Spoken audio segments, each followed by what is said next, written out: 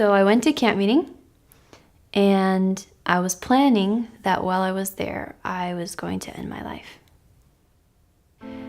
Over the past year, my family and I had some people that were leaders in the church that were supposed to represent Christ but hadn't, and had really hurt my family and had hurt me. And I came away from that thinking, God isn't love. He's not there for me. And so I'm coming to camp meeting saying, I'm going to end my life here to show people that their God isn't strong enough to stop a young girl from ending her life. And so I get there, I go to the teen tent, and I'm watching, as the sermon starts, I'm watching all of my peers and seeing, they're all on their phones texting, on social media, flirting, everything, and not listening to the sermon. And again, I'm disgusted and say, there's no young person that can have a relationship with the Lord. I've never seen it. It just doesn't exist.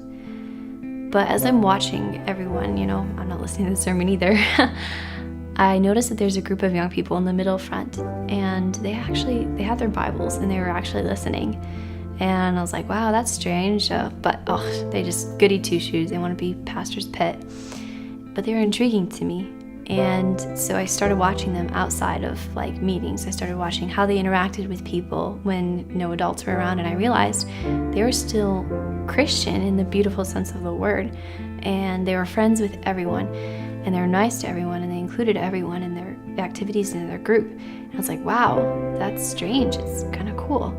And so as I'm watching them a few days, I realized that I couldn't say anymore that I had never seen a young person that had a relationship with the Lord, because I knew now I had. And so I told the Lord, if you want to be a part of my life, then you need to make these people, these Christian young people, come and be my friend. And that night in the meeting, they came over and talked to me, sat down with me, invited me to come sit with them in the middle front. And so I was like, okay. And so I go and sit with them. And the whole series that week was God is love, period. And so far, I'd only ever had a question at the end of that, like God is love, question mark. But now I'm listening that God is love. And the things that I heard that evening really made me start to think. And so as the week is going by, I'm listening to the sermons because I'm sitting with these people. They always invite me to come sit with them. And they're coming and seeking me out during our off time and inviting me to come and have fun with them. And so I'm seeing how God is love through my new friends. And I'm also seeing how God is love in the meetings and what I'm learning. And by the end of the week, I came away knowing not God is love, question mark, but God is love, period. And I knew God loved me. And as I was leaving, one of my new friends said, hey, you should read Steps to Christ. I just finished reading it, changed my life. And so I started reading it, and as I read it, it taught me so much about who God was, not only that God is love, but how God loves and how he loves me.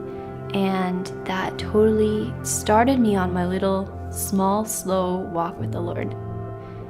2 summers later, I decided I wanted to go canvassing. My parents were really urging me to go. And so I started going door to door, just sharing the 2 things I knew, that God loved me and God is love. And as I was going canvassing, my fellow canvassers started sharing how God was answering their prayers specifically. And I was like, wait, that's crazy. What if God would do that for me? So I started praying specific prayers and really sharing with God in my prayers like he was my friend and talking to him like a friend. And I started seeing God answer specific prayers and answer me. And I realized God not only is love and loves me, he wants to be my friend. He wants to talk with me. And that changed my life. And because of the canvassing work and the things that I've learned from it, God has been able to open so many other doors, even in other ministries that I've been able to be a part of. And I think the reason that I love to work for the Lord is because I realize that ministry isn't a sacrifice, that Jesus is the one that paid the sacrifice.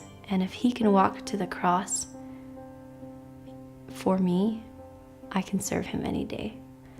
I can go knock on doors. I can run from person to person. I can pray with someone in the Walmart parking lot. I can speak in front of people for Him. I can share through music or anything just how awesome and wonderful He is. I can do that for Him any day because He did so much more for me.